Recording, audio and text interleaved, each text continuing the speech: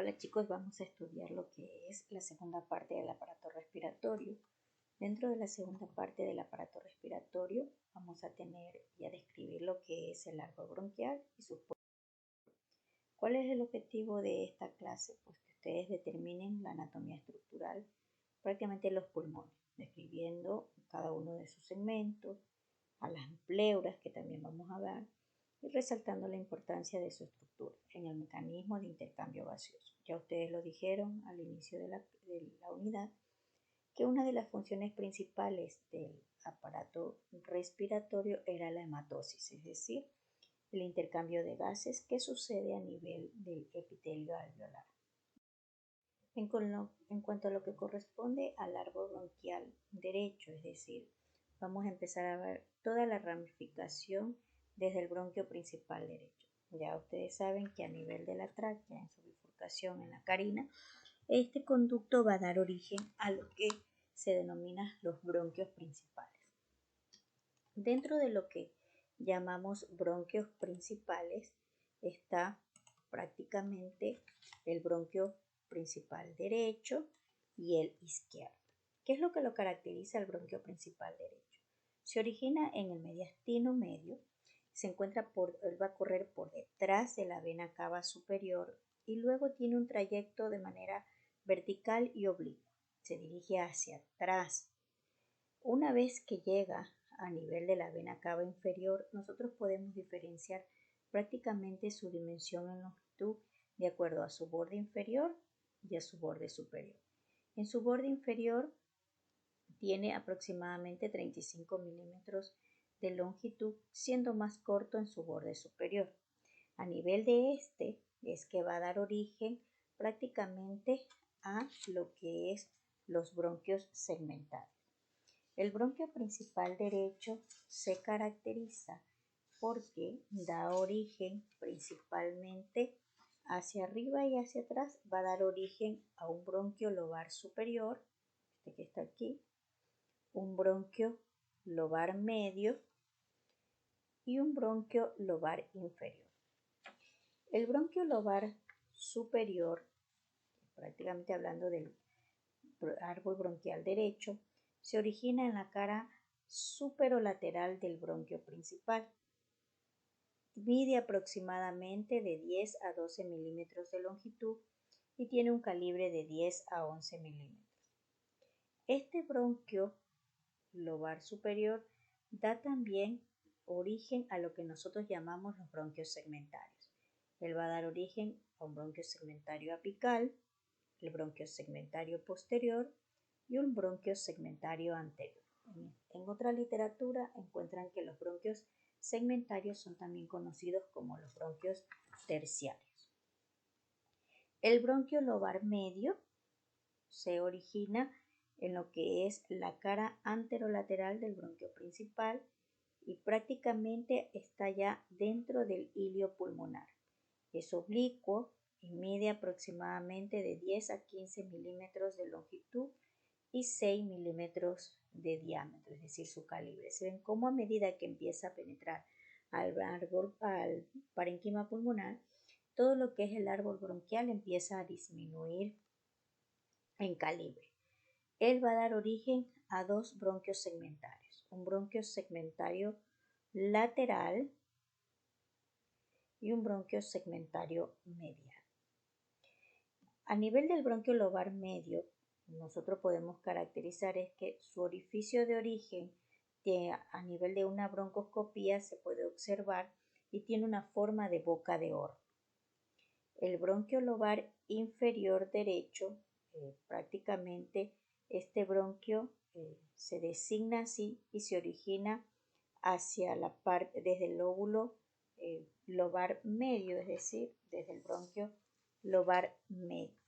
Este bronquio tiene en su trayecto va a dar origen a 5 troncos segmentarios. Entre ellos tenemos el tronco segmentario superior o de Nelson, el bronquio segmentario basal medio, el bronco segmentario basal posterior, el basal lateral y el basal anterior.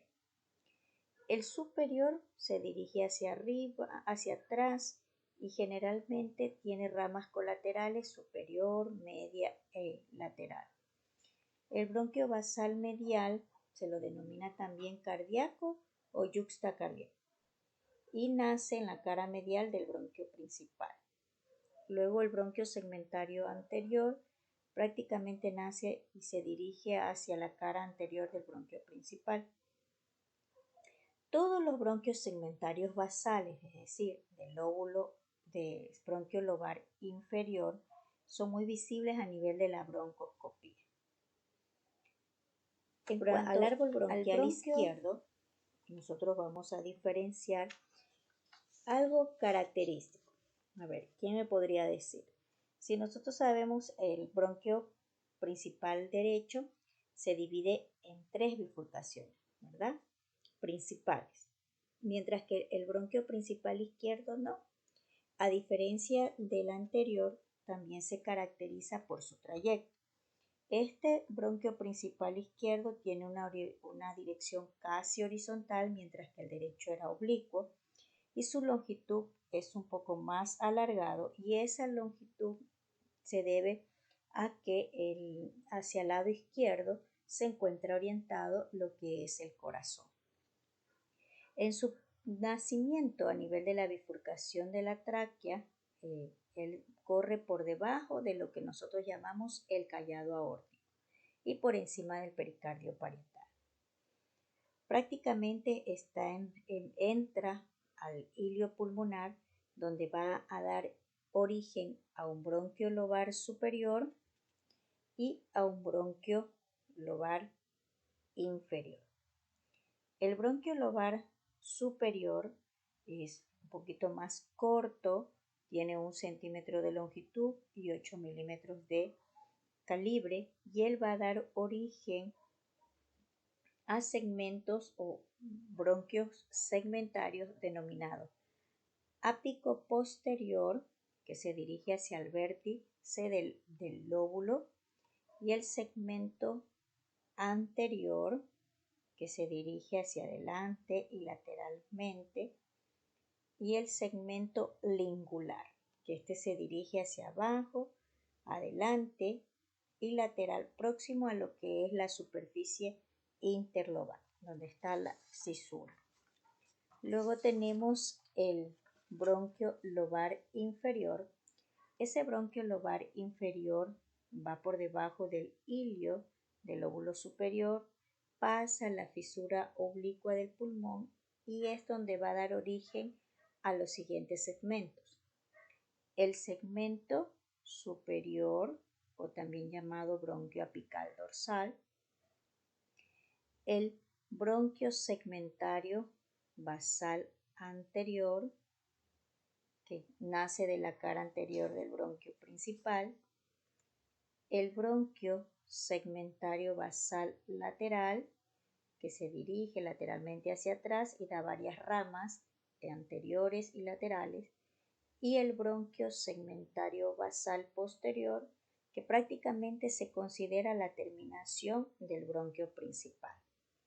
Hasta ahí nosotros hemos visto lo que concierne a la bifurcación entre bronquio primario principal, bronquios secundarios, que son los famosos bronquios lobares, y los bronquios segmentarios, que son los bronquios terciarios. A partir de ahí también hay una distribución intrasegmentaria de los bronquios. Ya a este nivel nos estamos ya refiriendo a lo que es intraparenquimatoso, es decir, dentro del parénquima pulmonar. Los bronquios, la distribución intrasegmentaria de los bronquios prácticamente da origen a unos conductos de menor calibre y que se clasifican en bronquios axiales. Esos bronquios axiales que van directamente desde el vértice del segmento a su superficie generalmente son considerados como colaterales, o también se los llama bronquios oblicuos, que son estos más pequeñitos, ¿sí ven? O bronquios recurrentes. Los bronquios oblicuos se ramifican en árboles más pequeños antes de alcanzar la zona de su territorio. Los bronquios recurrentes tienen su origen en la periferia de su territorio de ventilación y los bronquios de relleno son más cortos y terminan en una forma de T. A partir de esto, de los bronquios de relleno recurrente, que ya son conductillos de menor calibre, nosotros vamos a encontrar los famosos bronquiolos. Los bronquiolos no son más que prácticamente, estamos hablando dentro del parénquima pulmonar, y son conductillos de menor calibre, aproximadamente pueden llegar a medir hasta 1 centímetro de, de, de diámetro, son muy pequeños, van a formar parte de lo que es la parte ventilatoria, ¿sí?, del pulmón. ¿A qué le llamamos la parte ventilatoria? Es decir, que a ese nivel ya nosotros podemos empezar a ver que puede suscitarse incluso lo que es en ciertas paredes de los bronquiolos, debido a que contienen un epitelio delgado, puede ir ocurriendo las primeras fases de hematosis. Esos bronquiolos prácticamente se van a distribuir en bronquios terminales de mayor calibre y bronquios respiratorios. El bronquio respiratorio tiende a tener prácticamente 1 centímetro, por eso se los llama bronquios tipo centímetro, y terminan en una especie de saco denominado saco alveolar, que terminará en cada una de las estructuras circulares con epitelio simple plano, que son los alveolos. La parte final de lo que es la bifurcación y distribución de lo que es el árbol bronquial está determinado por lo que son los alveolos, ¿sí?, que es la parte funcional del pulmón. Dentro de la estructura de los bronquios, nosotros, como todo conducto, y hemos venido hablando de la parte histológica, también del aparato respiratorio, cuando hablábamos del tipo de la mucosa, los bronquios se caracterizan, primero, los bronquios principales tienen una estructura externa, lo que nosotros le llamamos adventicia o peribronquio, que va a estar formada prácticamente por las características que tiene la tráquea, ¿sí? Tiene las mismas características de la tráquea. Va a tener tejido, una membrana de tejido conectivo, donde nosotros podemos encontrar vasos linfáticos, nervios, vasos sanguíneos. Tiene una pared fibrocartilaginosa. ¿Qué tenemos que rescatar? Como se ve en la imagen. Los bronquios, especialmente los bronquios principales, tienen los tipos de cartílago hialino que tiene la tráquea. Esos anillos cartilaginosos que tiene la tráquea se continúan con los bronquios principales. Ellos son bronquios extrapulmonares porque se encuentran todavía fuera del pulmón. La diferencia es que prácticamente ellos se encuentran distribuidos de manera irregular. No es que como estaban en la tráquea, que todos son así, con una apertura en la parte posterior que está cerrado por el músculo traqueal. En los bronquios no, tiene una distribución irregular. Una vez que a esa parte de lo que es la estructura cartilaginosa está relacionada por fibras musculares lisas, que son las que le dan el sostén a esos cartílagos, le dan una especie de conducto y así revestidos por tejido conectivo. Los bronquios segmentarios, hablando de los bronquios lobares, ya empiezan las placas de cartílago hialino son más irregulares, empiezan a desaparecer. Los bronquios segmentarios, ya sus placas de cartílago son más delgadas y ya hay más espaciado y empieza a sustituirse por la presencia de fibras musculares lisas, llegando así que a nivel de los bronquiolos, especialmente a nivel del bronquiolo terminal, ya no encontramos cartílago, pero sí encontramos fibras musculares lisas, y esas fibras musculares se las conoce con el nombre de músculo de Reisensen. ¿Cuál es la importancia de ese músculo? Es porque en realidad tiene una fuerza contráctil y es ahí donde sucede una respuesta de contractilidad cuando hay procesos asmáticos. Cuando hay procesos asmáticos por inflamación de la mucosa, el músculo de Reisense se contrae, causando ese efecto de sibilancia. Y lo que se llamaría ahí, o que los médicos traducimos al momento de la auscultación, cuando escuchamos el silbido, que hay una broncoconstricción, es decir, que está cerrado ese bronquio. La mucosa que reviste la luz de ese árbol bronquial varía, ¿sí? Va a variar. Nosotros hemos venido hablando que el epitelio que se encuentra en la mucosa es un epitelio respiratorio. ¿Cuál era ese epitelio respiratorio? El epitelio respiratorio es ese epitelio pseudoestratificado, cilíndrico, ciliado, con células caliciformes. Pero a medida que empieza a disminuir en calibre, el epitelio también varía. Es así que a nivel de los bronquios, especialmente ya los bronquios segmentarios, el epitelio deja de ser un epitelio pseudoestratificado para volverse en un epitelio simple cilíndrico alto. A medida que va con células secretoras de moco, a medida que va avanzando a nivel de los bronquios ya segmentarios, bronquios de relleno, recurrente y los famosos bronquiolos, el epitelio se vuelve de un epitelio simple cilíndrico bajo a un epitelio simple cúbico y termina a nivel de los bronquiolos respiratorios y alvéolos como tal en un epitelio simple plano. ¿Por qué esa caracterización? Porque recuerden que a nivel de lo que es la pared alveolar, de los tabiques alveolares, se sucede el intercambio gaseoso. Y una de las características funcionales del epitelio simple plano es el permitir la difusión de sustancias, y en este caso será el transporte de CO2 y oxígeno, ese intercambio gaseoso.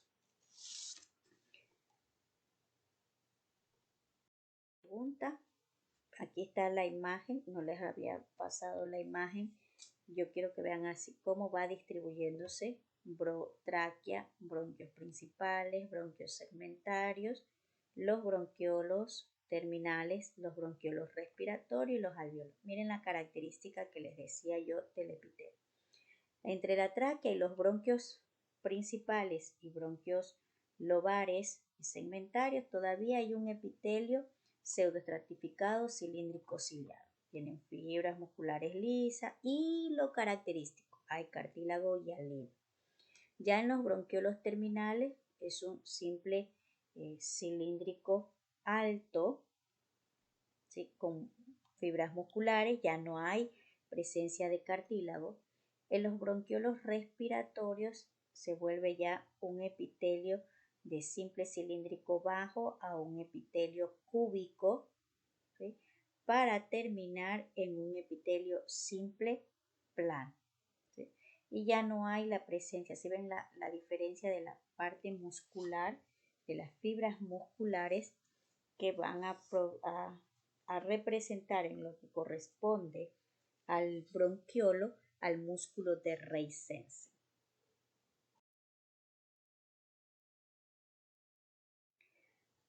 Una vez que nosotros hemos ya entrado al parénquima pulmonar, nosotros vamos a determinar y a describir ahora sí a los pulmones.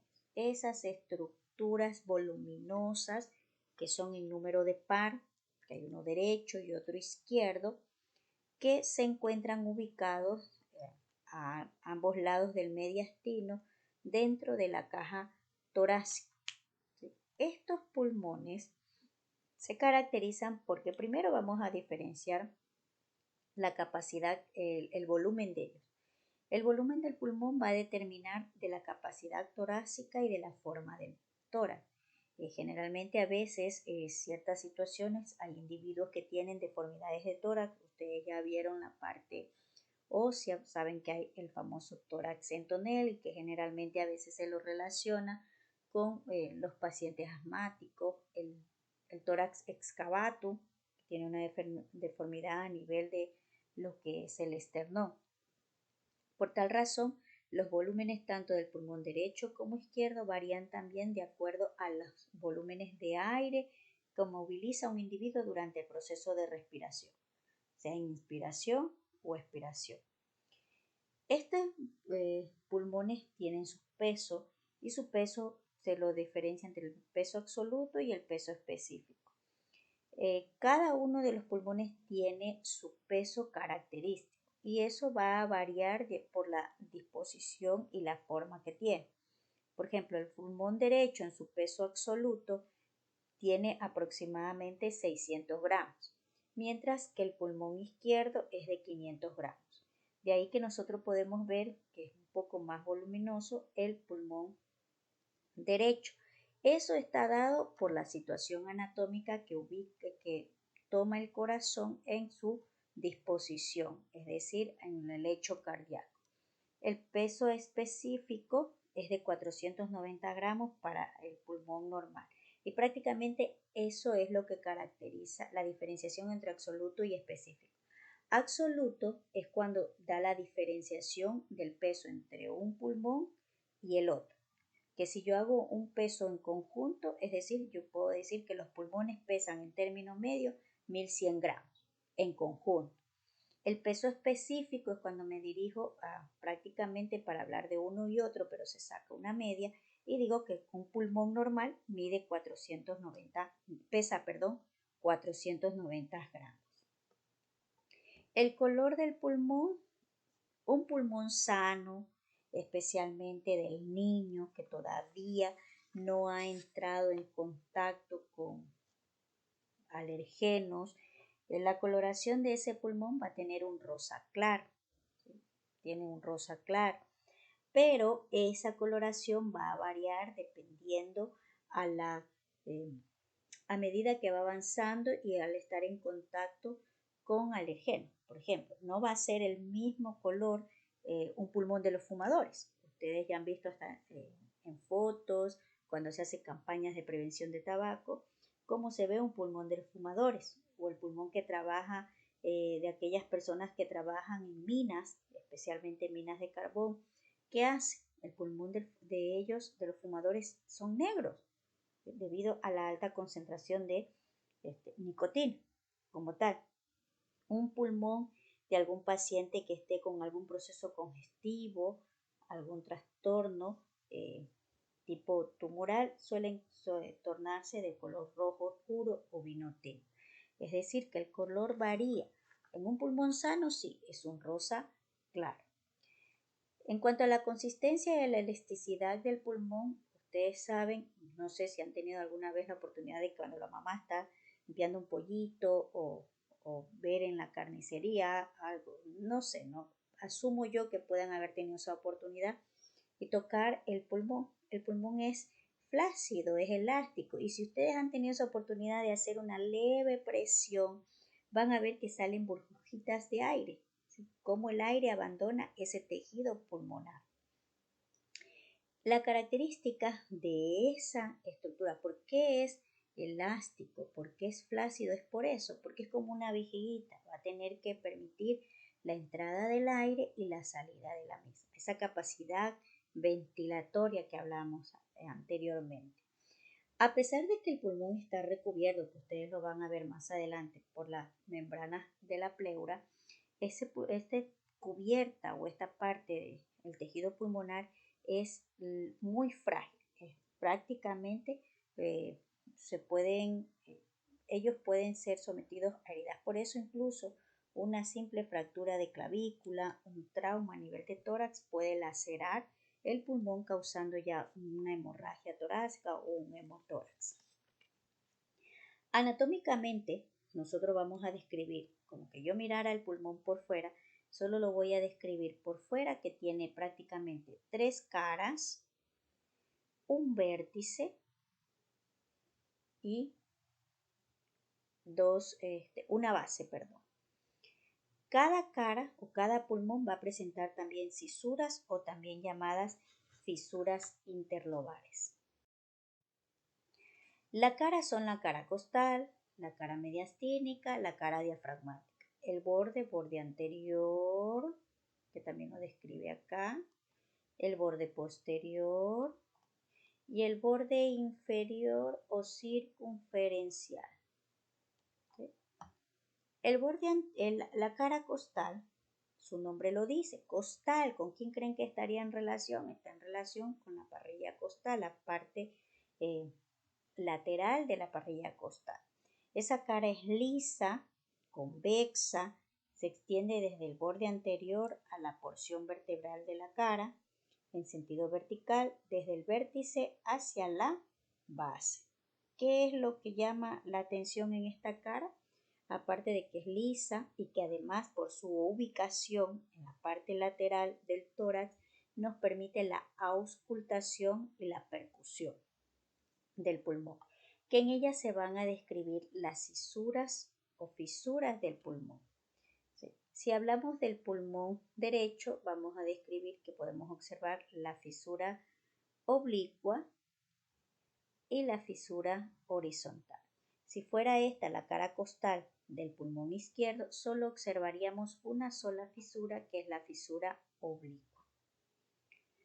La cara mediastínica se extiende desde el borde anterior hasta el borde posterior o vertebral, la cara costal, y desde el vértice hacia la base.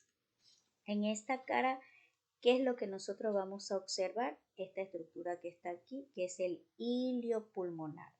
¿Qué es el hilio de un órgano? Ya les había mencionado que el hilio de una estructura es prácticamente ese lugar por donde entran vasos sanguíneos, entran conductos y entran nervios linfáticos y salen también vasos sanguíneos.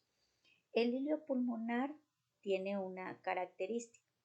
En esta parte nosotros vamos a diferenciar que el hilio pulmonar del pulmón derecho tiene forma rectangular, mientras que el del pulmón izquierdo tiene una forma más redondeada.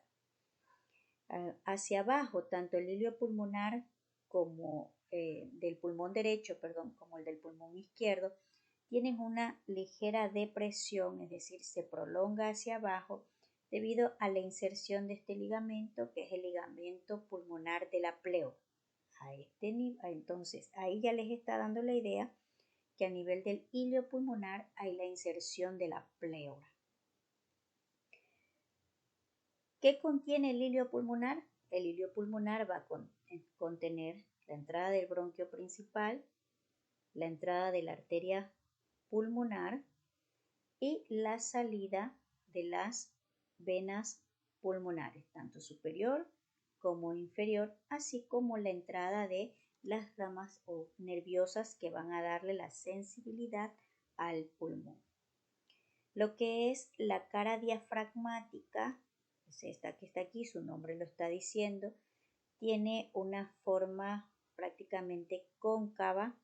En ella nosotros podemos observar la cisura oblicua que divide a esa cara en dos porciones de diferentes dimensiones y que es la que va a estar moldeando o está descansando sobre el diafragma. Dentro de lo que nosotros conocemos como el vértice pulmonar, es la parte más alta de este órgano, es la que se dirige hacia arriba, hacia lo que nosotros llamamos el hueco o fosa supraclavicular. ¿Sí? Esta zona, la parte del orificio superior de la caja torácica, va hacia arriba y prácticamente sobrepasa el borde superior de la segunda costilla.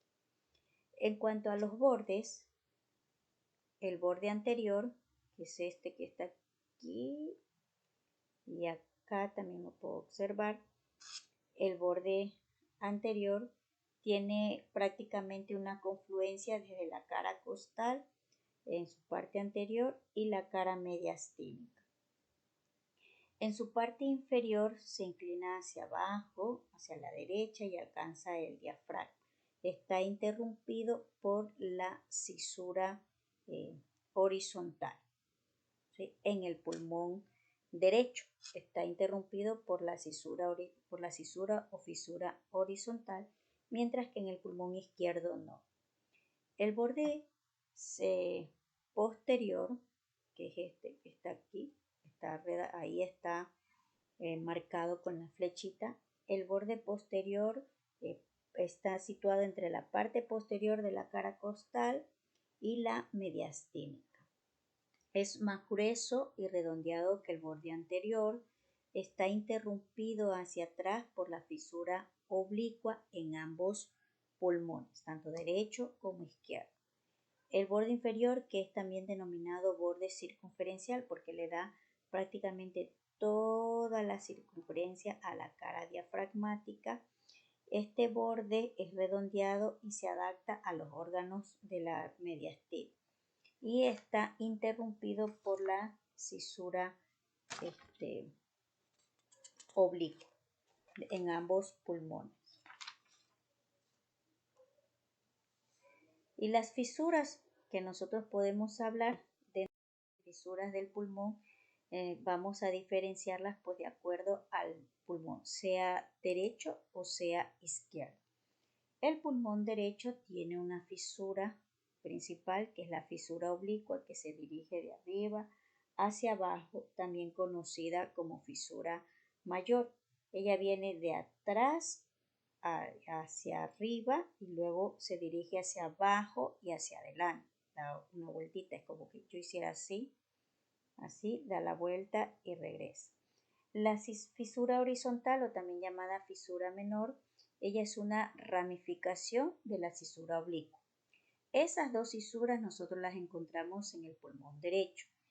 Debido a ellas, estas van a dividirla en tres lóbulos: lóbulo superior, lóbulo medio y lóbulo inferior. El pulmón izquierdo, a diferencia del derecho, solo presenta dos fisuras.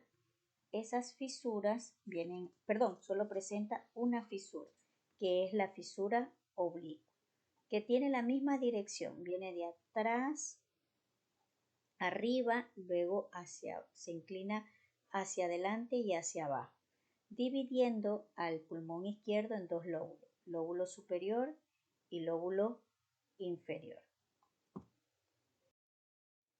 La vascularización del pulmón, que acá también está, ya llevo 0,50. Primero, como les decía, estaba la circulación funcional. ¿En qué consiste nosotros al mencionar la circulación funcional del pulmón?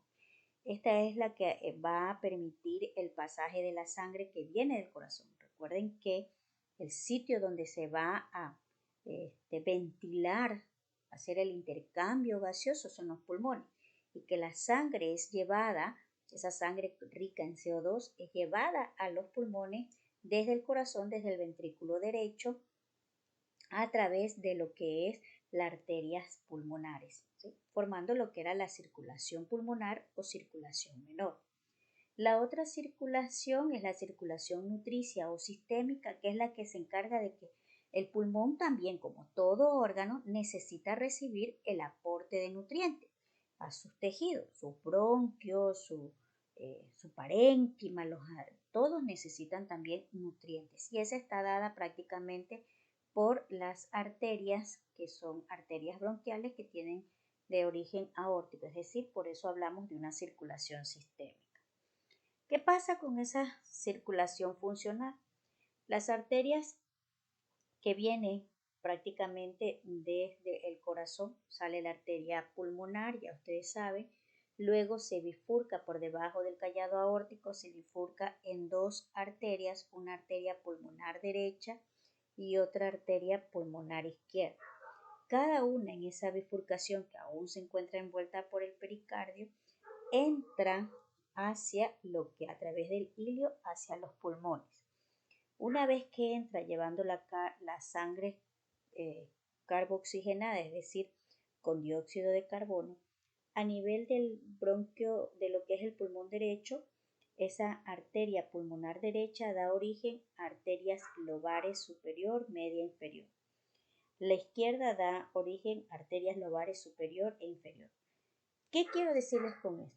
El recorrido arterial tiene la misma distribución del árbol bronquial, ¿sí?, así como iba de principales, lobares, segmentarios, para terminar en ramos más pequeñitos hasta los que se encuentran los capilares que se encuentran envolviendo a los alvéolos. Tiene la misma distribución, el mismo trayecto. Las venas, por el contrario, que ya sabíamos, son las venas que vienen de retorno, ¿sí? Las venas vienen desde los vasos o vénulas postcapilares con el mismo trayecto del árbol bronquial, pero en retorno. ¿Sí? Ya vienen significa que ustedes se hacen la idea que vienen vénulas postcapilares, vendrían a nivel de lo que es los bronquiolos respiratorios, bronquiolos terminales, bronquios segmentarios, bronquios lobares, bronquios principales, y ahí ya a medida que llega a nivel de lo que son los bronquios principales, nosotros estamos hablando ya de las famosas venas. Tanto el pulmón derecho como el pulmón izquierdo van a tener venas pulmonares superior y venas pulmonares inferiores, porque recuerden que vienen dos del pulmón derecho y dos del pulmón izquierdo. ¿Y qué traen esas venas que terminan a nivel de la aurícula izquierda? Van a traer lo que es la sangre rica en CO2 para llevarla al ventrículo izquierdo y de ahí se forme lo que es la circulación sistémica. Por eso se llama circulación funcional. Mientras que la circulación sistémica o nutricia del pulmón es la que ya les dije, es la que necesita o que le da el aporte de nutrientes al tejido pulmonar.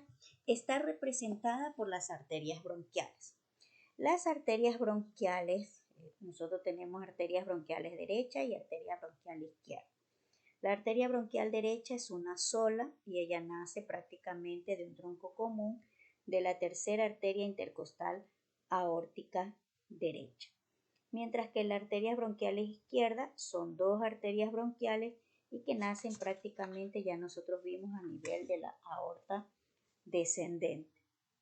En su trayecto, ellas se van a ramificar, van a dar otras ramas y pueden dar ramas no solamente a las paredes bronquiales, sino que también van a dar ramas, unas ramas colaterales que pueden ir al esófago, al pericardio y a la pleura parietal. La izquierda, que ya les dije que son dos ramas. Las venas tienen el mismo trayecto de recorrido. ¿Sí? Las venas tienen prácticamente el nombre, su drenaje venoso de las bronquiales es doble. Ya ustedes saben que va dos venas por una arteria. Y prácticamente nosotros tenemos la sangre, el retorno de la sangre venosa distal que viene desde los bronquios más pequeños, desde el árbol bronquial, desde su última bifurcación, hasta allá viene prácticamente desde los alvéolos hasta los bronquios principales y terminarían en lo que son las venas bronquiales. La inervación del pulmón va a estar dada por fibras del vago, que son fibras simpáticas y parasimpáticas. Una vez que nosotros ya conocemos la distribución del árbol bronquial, las características del pulmón, ya lo hemos dividido en segmentos o en lóbulos de acuerdo a la cisura, lóbulo superior, lóbulo medio, lóbulo inferior para el pulmón derecho, el lóbulo superior e inferior para el pulmón izquierdo. Nosotros vamos a determinar lo que se llama segmentación del pulmón. ¿Por qué se hace la segmentación del pulmón? Dentro de la correlación clínica que nosotros podemos hacer radiológicamente cuando hablamos de un compromiso pulmonar tipo neumónico, tipo enfisema o rotura de bulas, bronconeumonía, generalmente se segmentan los pulmones. Por ejemplo, nosotros se puede suscitar que cuando hablamos de neumonía, puede ser que no sea todo el pulmón que esté comprometido. Hablamos, por ejemplo, de neumonía lobar, solo un solo lóbulo, presencia de una bula, que qué cosa es una bula con doble L, ¿sí? Que es prácticamente la rotura de un alvéolo que aumenta lo que es, pues se rompe ese alvéolo perdiendo la capacidad o disminuyendo la superficie ventilatoria porque ya se rompió y queda un saco ahí inservible. Entonces, por eso es importante conocer la segmentación del pulmón. El pulmón, ya ustedes saben, desde lo macro, que está segmentado por lóbulos principalmente. Cada lóbulo o la estructura del pulmón es prácticamente una forma piramidal con una base diafragmática y un vértice hacia la parte superior. El pulmón derecho, nosotros vamos a diferenciarlo que el lóbulo superior, esta práctica que está aquí con el número 1, 2, 3, se divide en 3 segmentos. ¿Sí? El segmento 1, segmento apical, que va hacia el vértice, el segmento posterior va hacia atrás y el segmento anterior. Y prácticamente, si ustedes ven, tiene que ver con la segmentación de los bronquios segmentarios, ¿se acuerdan? Segmentario apical, segmentario medio. Bueno. Luego tenemos el lóbulo medio, que se va a dividir en 2 segmentos, un segmento lateral y un segmento medial. El lóbulo inferior, que va acorde incluso, yo lo que quiero que vean y diferencien es que la segmentación está dada cómo se ramifican sus bronquios secundarios. Si ven que tiene prácticamente 5 segmentación, tiene el segmento basal superior, el segmento basal medial, el segmento basal anterior, el basal lateral y el basal posterior. El pulmón izquierdo tiene 2 lóbulos. Por tal razón, puede orientarse a que disminuya la segmentación, pero no es realidad. Si ustedes ven, el lóbulo del pulmón derecho tiene 10 segmentos y acá también tienen 10 segmentos.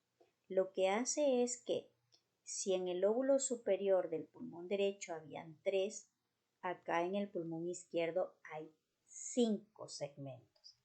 Esos segmentos son el segmento ápico posterior, es decir, hacia el vértice y hacia atrás. Está el segmento anterior, que es el 3. Está el segmento lingular superior, ¿sí? Y el segmento lingular inferior, y tenemos también otro ápico posterior. El lóbulo inferior se va a dividir en un basal superior,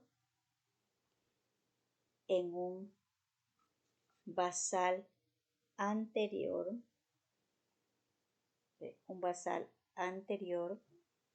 por un basal lateral, un basal posterior. Al basal anterior también se lo conoce con el nombre de basal medio. Y así nosotros tenemos la distribución sistemática de cada uno o segmentaria de cada uno de los lóbulos. Ya les dije para qué servía, es importante, tiene su correlación clínica, pues determina diferenciar las zonas o compromisos cuando hay, por ejemplo, incluso hasta los tumores, cáncer a nivel de la región o segmento apical del lóbulo izquierdo o segmento medial del lóbulo medio del pulmón derecho. Son cosas que nos permiten hacer ese tipo de caracterización. Prácticamente tiene una especie de recubrimiento que se le denomina cúpula pleural.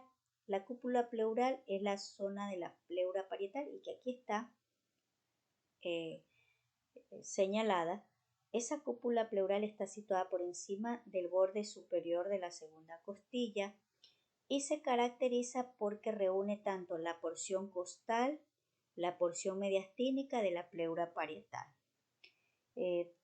Su límite prácticamente es el tórax y el cuello. Ese es el límite de ley.